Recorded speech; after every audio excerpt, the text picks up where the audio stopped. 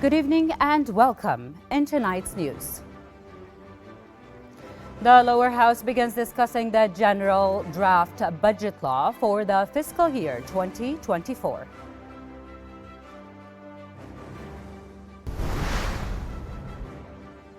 The foreign minister calls on the United Nations Security Council members to make all efforts to stop the Israeli aggression on the Gaza Strip.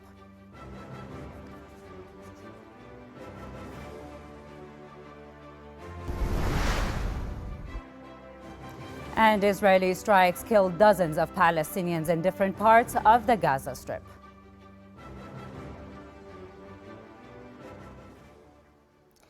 Those were the headlines, and now for our news in details. The House of Representatives began its legislative sessions to discuss the draft general budget law for the fiscal year 2024, along with the recommendations of the Finance Committee. Earlier, the Parliamentary Finance Committee concluded discussions on the draft law to pave the way for further and deep discussions by members of Parliament on the distribution of the budget. At the end of the discussions, which is expected in mid-February, the budget will be voted on in the House and then turned over to the Senate for approval in line with the legislative constitutional stages.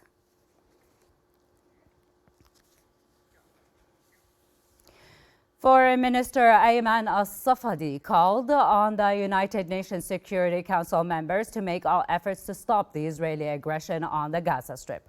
Al-Safadi added that the continuation of Israeli atrocities in the enclave will deepen conflict in the already unstable region, which will give way to a wider extremist agenda and fuel more conflicts. In a session held by the Security Council in New York on the Palestinian issue, Al-Safadi emphasized the Council's imperative role in imposing a resolution that will pave the way for the establishment of an independent Palestinian state based on the two-state solution. For his part, UN Secretary-General Antonio Guterres accused Israel of committing a collective punishment against the Palestinians. In his speech to the UN Security Council, the UN chief stressed that the right of the Palestinian people to build their own state must be recognized by all.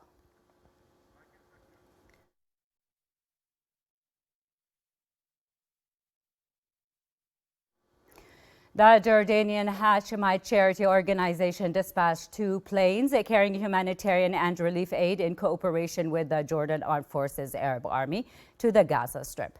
Aid concludes medical supplies and medicines that will be distributed to medical facilities and hospitals throughout the enclave.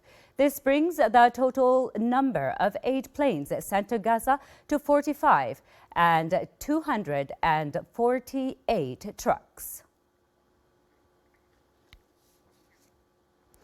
The Public Security Directorate, in coordination with the State Security Court, issued a statement in which they provided photos and details of the most dangerous people wanted in drug cases and who participated with national and regional drug smuggling gangs.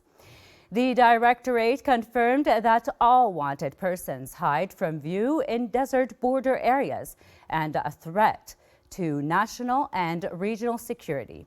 They also warned against dealing with those wanted or covering up for them and harboring for them, calling on everyone to cooperate with the security authorities and report any information about them.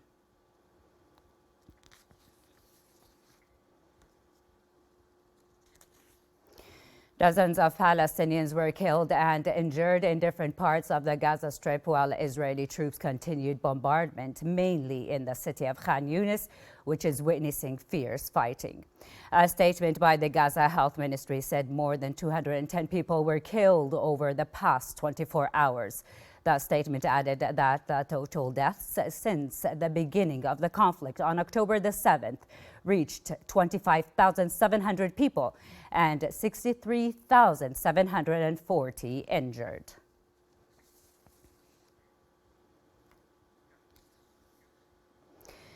The U.S. Central Command said that U.S. forces have destroyed 2 Houthi anti-ship missiles. The command added in a post on X platform, formerly Twitter, that the missiles were aimed into the southern Red Sea and were prepared to launch. The post added U.S. forces determined that the missiles in Houthi-controlled areas of Yemen present an imminent threat to merchant vessels and the U.S. Navy ships in the region.